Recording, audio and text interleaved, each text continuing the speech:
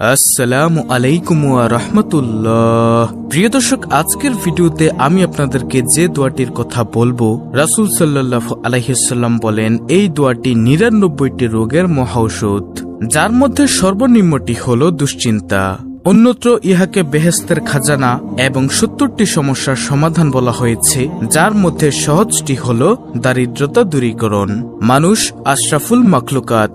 আল্লাহ তাআলা মানুষকে অনেক ভালোবেসে এই পৃথিবীতে খেলাফতের দায়িত্ব দিয়ে সৃষ্টি করেছেন, আর মানুষের জন্য শ্রেষ্ঠ রাসূল হিসেবে প্রেরণ করেছেন প্রিয় নবী সাল্লাল্লাহু আলাইহি ওয়াসাল্লামকে। তিনি বিশ্ব মানবতার মহান শিক্ষক। তিনি মানুষের কল্যাণে আল্লাহর বিধান বাস্তবায়ন এবং প্রতিটি কাজের ব্যাপারে আদেশ উপদেশ পেশ করেছেন। পরকালের সফলতায় বর্ণনা করেছেন অনেক নসিহত, আর এরকম একটি নসিহত হল লা হাওলা ওয়ালা কুওয়াতা ইল্লা বিল্লাহ এর উপদেশ, যা নিয়মিত পাঠ করলে জান্নাতের ধনাগার অর্জিত হয়। হাদিসে এসেছে, হযরত আবু মুসা আল আশআরী রাদিয়াল্লাহু তাআলা আনহু বর্ণনা করেন, একবার রাসূলুল্লাহ সাল্লাল্লাহু আলাইহি ওয়াসাল্লাম একটি গিরিপথ দিয়ে অথবা একটি চূড়া হয়ে যাচ্ছিলেন। তখন এক ব্যক্তি এর উপরে উঠে জোরে জোরে বলল, লা ইলাহা ইল্লাল্লাহু ওয়াল্লাহু আকবার। হযরত আবু মুসা বলেন, তখন রাসূলুল্লাহ সাল্লাল্লাহু আলাইহি ওয়াসাল্লাম তার খচ্চরে আরোহী ছিলেন। তখন রাসূলুল্লাহ সাল্লাল্লাহু আলাইহি ওয়াসাল্লাম বললেন, তোমরা তো কোনো বধির কিংবা কোনো অনুপস্থিত কাউকে ডাকছো না। অতঃপর তিনি বললেন, হে আবু মুসা বা হে আব্দুল্লাহ, আমি কি তোমাকে জান্নাতের ধনভাণ্ডার লাভের একটি বাক্য বলে দিব না? আমি বললাম, হ্যাঁ, বলে দিন। তখন তিনি বললেন, তা হলো লা হাওলা ওয়ালা কুওয়াতা ইল্লা বিল্লাহ। হাদিসের ঘোষণা অনুযায়ী লা হাওলা ওয়ালা কুওয়াতা ইল্লা বিল্লাহ এর পাঠে জান্নাতে থানাগার লাভ হয়, যাতে রয়েছে বান্দার যাবতীয় কল্যাণ। মানুষের ব্যক্তিগত শক্তি, সামর্থ্য, ক্ষমতা ও সাহস আল্লাহ তাআলার দান, এবং তা যত বেশি হোক না কেন আল্লাহ তাআলা তৌফিক না দিলে তা কোনো ধরনের উপকারে আসবে না। এই স্বীকারোক্তি হিসেবেই এই বাক্যটি পাঠ করা হয়, অর্থাৎ লা হাওলা ওয়ালা কুওয়াতা ইল্লা বিল্লাহ এটি পাঠের অন্যতম কারণ এটি। হাদিসে বিভিন্ন সময় লা হাওলা ওয়ালা কুওয়াতা ইল্লা বিল্লাহ পাঠ করার কথা পাওয়া যায়, যেমন নিজের সক্ষমতার বাইরে কোনো পরিস্থিতি ও কাজের মুখোমুখি হলে এই বাক্যটি পড়তে হয়। এছাড়াও শয়তানের প্রতারণা ও আক্রমণ থেকে বাঁচার জন্য এই দোয়াটি পড়া হয়। উবাদা বিন সামিত রাদিয়াল্লাহু তাআলা আনহু থেকে বর্ণিত, রাসূলুল্লাহ সাল্লাল্লাহু আলাইহি ওয়াসাল্লাম বলেছেন, যে ব্যক্তি এই দোয়াটি পড়ে আল্লাহ তাআলার কাছে নিজের গুনাহ থেকে ক্ষমা প্রার্থনা করবে অথবা যে কোনো দোয়া করবে, আল্লাহ তাআলা তার দোয়া কবুল করবেন। আর সেই দোয়াটি হলো লা ইলাহা ইল্লাল্লাহু ওয়াহদাহু লা শারীকা লাহু লাহুল মুলকু ওয়া লাহুল হামদু ওয়া হুয়া আলা কুল্লি শাইইন কাদির। আলহামদুলিল্লাহি ওয়া সুবহানাল্লাহি ওয়া লা ইলাহা ইল্লাল্লাহু আল্লাহু আকবার ওয়া লা হাওলা ওয়া লা কুওয়াতা ইল্লা বিল্লাহ। দোয়াটির বাংলা অর্থ আপনারা দেখুন, তাহলে আপনি বুঝতে পারবেন।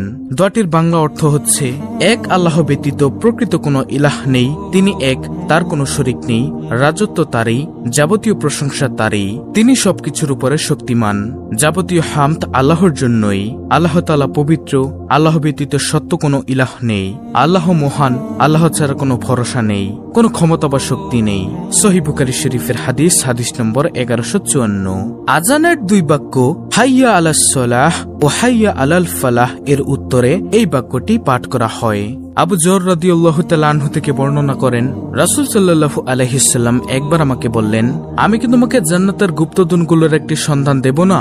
আমি বললাম, হে আল্লাহর রাসূল সাল্লাল্লাহু আলাইহি ওয়াসাল্লাম। তখন রাসূল সাল্লাল্লাহু আলাইহি ওয়াসাল্লাম বললেন, লা হাওলা ওয়ালা কুওয়াতা ইল্লা বিল্লাহ। মুয়াজ্জিন আজানের সময় যখন হাইয়া আলাস সালাহ ও হাইয়া আলাল ফালাহ বলে, তখন লা হাওলা ওয়ালা কুওয়াতা ইল্লা বিল্লাহ বলতে হয়। মুসলিম শরীফের হাদিস, আবু দাউদ শরীফের হাদিস। এছাড়াও ঘর থেকে বের হওয়ার সময় লা হাওলা ওয়ালা কুওয়াতা ইল্লা বিল্লাহ পড়া সুন্নত এবং এর প্রতিদান অনেক। হযরত আনাস ইবনে মালিক রাদিয়াল্লাহু তাআলা আনহু বলেন, যে ব্যক্তি ঘর থেকে বের হওয়ার সময় এই দোয়াটি পড়বে, আল্লাহ তাআলা তার জন্য যথেষ্ট হয়ে যাবেন এবং শয়তানও তার থেকে দূর হয়ে যাবে। দোয়াটি হলো, বিসমিল্লাহি তাওয়াক্কালতু আলাল্লাহ লা হাওলা ওয়ালা কুওয়াতা ইল্লা বিল্লাহ। অর্থ, আল্লাহর নামে আল্লাহ তাআলার উপরে নির্ভর করলাম, আল্লাহ তাআলার সাহায্য ছাড়া বিরত থাকা ও মঙ্গল লাভ করার শক্তি কারণেই। আবু দাউদ শরীফের হাদিস, তিরমিজি শরীফের হাদিস।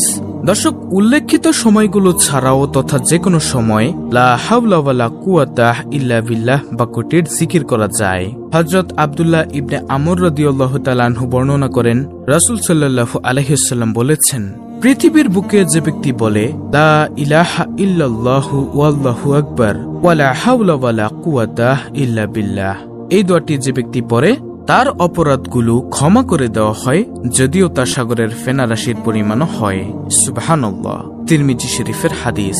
হাজিম ইবনে হারমালা রাদিয়াল্লাহু তাআলা আনহু বলেন, আমি নবী সাল্লাল্লাহু আলাইহি ওয়াসাল্লামের কাছ দিয়ে যাচ্ছিলাম। তিনি আমাকে বললেন, হে হাজিম, তুমি অধিক সংখ্যায় লা হাওলা ওয়ালা কুওয়াতা ইল্লা বিল্লাহ বাক্যটি পড়ো, কেননা তা হলো জান্নাতের গুপ্তধন। বুখারী শরীফের হাদিস, মুসলিম শরীফের হাদিস। প্রিয় দর্শক, লা হাওলা ওয়ালা কুওয়াতা ইল্লা বিল্লাহ পাঠের ফজিলত ও সওয়াব অনেক অনেক বেশি। দর্শক, উপরে উল্লেখিত এই ফজিলত দ্বারা এটি স্পষ্ট বোঝা যায় যে লা হাওলা ওয়ালা কুওয়াতা ইল্লা বিল্লাহ দুনিয়া ও আখিরাতের জন্য একটি বিশেষ ফজিলতপূর্ণ কালেমা। এছাড়াও এই কালেমাটি অধিক পাঠের ফলে বান্দার নিজের সৌভাগ্য ও প্রভুর সন্তুষ্টি অর্জিত হয় এবং বেহেশতি বাগানের বৃদ্ধি প্রাপ্ত হতে থাকবে। দর্শক, এই লা হাওলা ওয়ালা কুওয়াতা ইল্লা বিল্লাহ এর ফজিলত এবং আমল সম্পর্কে আমি আপনাদেরকে কয়েকটি পয়েন্ট বলে দিচ্ছি, আপনারা মনোযোগ দিয়ে শুনুন, ইনশাআল্লাহ অনেক উপকারে আসবে।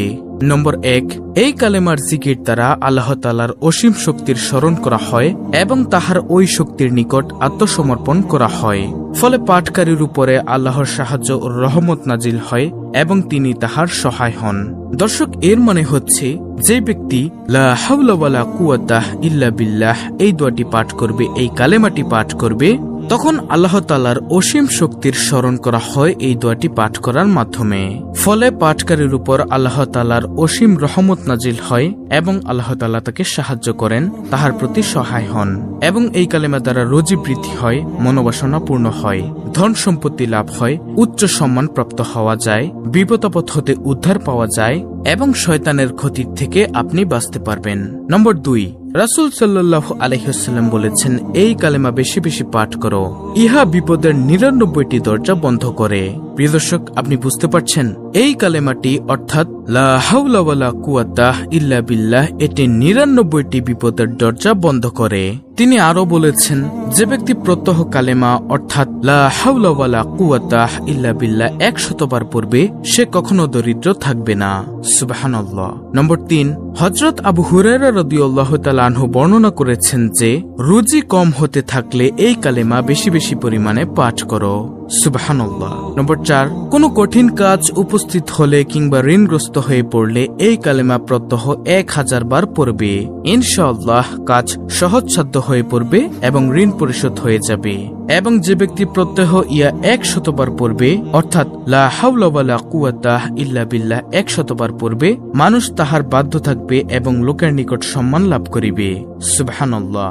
বুখারী শরীফের হাদিসে এটি লিপিবদ্ধ হয়েছে যে ইহা বেহেশতের ধনভাণ্ডারের একটি ভাণ্ডার এবং তিরমিজি শরীফে বর্ণিত হয়েছে যে ইহা বেহেশতের একটি দরজা।